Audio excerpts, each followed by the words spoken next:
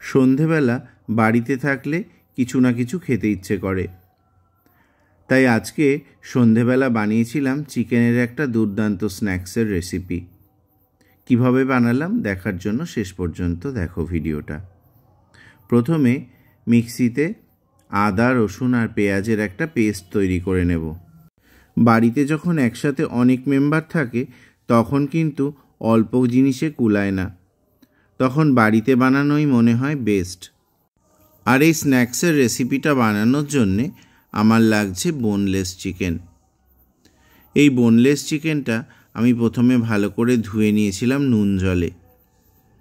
ধুয়ে নিয়ে আমি পিস পিস করে কেটে নিচ্ছি লম্বা লম্বা করে। তো আজকের এই চিকেনের স্ন্যাক্সের রেসিপিটা বানানোর জন্য চিকেনটাকে এইভাবে লম্বা লম্বা করে কাটতে হবে, ঠিক আঙুলের মতো। তো এইভাবে সুন্দর করে চিকেনগুলোকে কেটে নিলাম।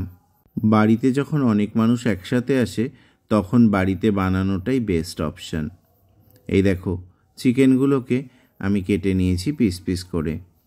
এবার আমি এর মধ্যে দিয়ে দিয়েছি বেশ খানিকটা গোলমরিচের গুঁড়ো, আর দিয়ে দিলাম সয়া সস, আর দিয়ে দিলাম এক ছিপি ভিনিগার, আর এর মধ্যে দিয়ে দিলাম সামান্য টমেটো সস, আর পেঁয়াজ, আদা, রসুন দিয়ে যে পেস্টটা করেছিলাম সেটা এর মধ্যে দিয়ে দিচ্ছি। আর এর মধ্যে দেব একটা ডিম। ডিমটাকে ভেঙে এর সাথে দিয়ে দিচ্ছি। এতে কিন্তু আর কোনো রকম ঝাল ব্যবহার করা হবে না, তাই গোলমরিচের ঝালটা একটু বেশি পরিমাণে দেওয়াই ভালো। এর মধ্যে দিয়ে দিলাম 2 চামচ কর্নফ্লাওয়ার। এই সমস্ত উপকরণটা দিয়ে চিকেনটাকে খুব ভালো করে মেখে নিতে হবে। এর মধ্যে লবণটা কিন্তু একটু বুঝে শুনে দিতে হবে, কারণ চিকেনটা যেহেতু নুন জলে ধুয়েছিলাম তাই নুনের পরিমাণটা একটু বুঝে শুনে দেওয়াই ভালো। নুন জলে ধোয়ার আরেকটাও কারণ আছে, চিকেনটা থেকে জলটা অনেকটাই বেরিয়ে আসে। এই দেখো সুন্দর করে মেখে নিলাম। এইবার এই ম্যারিনেটেড চিকেনটাকে আমি 1 ঘন্টা মতো রেখে দেব ফ্রিজে, তাহলে চিকেনটা কিন্তু অনেক নরম হয়ে যাবে। এবার একটা প্লেটে নিয়ে নিচ্ছি বেশ খানিকটা ব্রেড ক্রাম্বস। এই ব্রেড ক্রাম্বসটা সব জায়গায় অ্যাভেলেবেল থাকে না, তাই এখানে বিস্কিটের গুঁড়োও দেয়া যেতে পারে, বা শুধুমাত্র শুকনো কর্নফ্লাওয়ারে গায়ে একটা কোডিং দিয়ে তাও ভাজা যেতে পারে। তো ব্রেড ক্রাম্বসটা দিলে এই চিকেনটা কিন্তু দারুণ মুচমুচে হবে। তো এইভাবে আমি চিকেনগুলোকে সব ব্রেড ক্রাম্বস মাখিয়ে নেব ভালো করে, তাহলে কিন্তু চিকেনটা খেতে দারুণ লাগবে।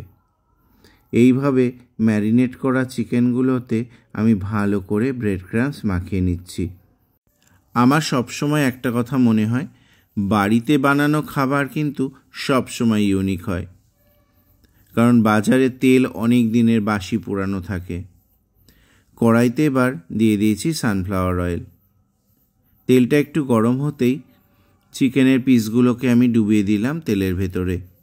এবার চিকেনগুলোকে খুব ধীরে আঁচে ভাজতে হবে। এই সমস্ত ভাজার রেসিপিগুলো সব সময় অল্প আঁচে ভাজতে হয়, তবে কিন্তু এর একটা দারুণ মুচমুচে ভাব আসে আর ভেতরটাও খুব সুন্দরভাবে সেদ্ধ হয়ে যায়।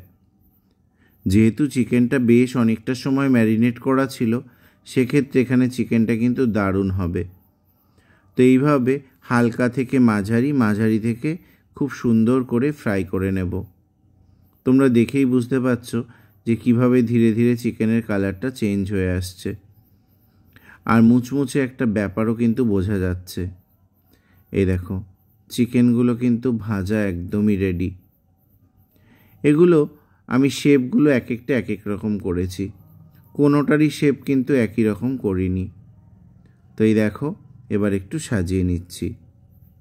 তো তোমাদের ভিডিওটা কেমন লাগলো অবশ্যই কিন্তু কমেন্টসে জানিও, আর যারা নতুন আছো অবশ্যই চ্যানেলটা সাবস্ক্রাইব করে দিও।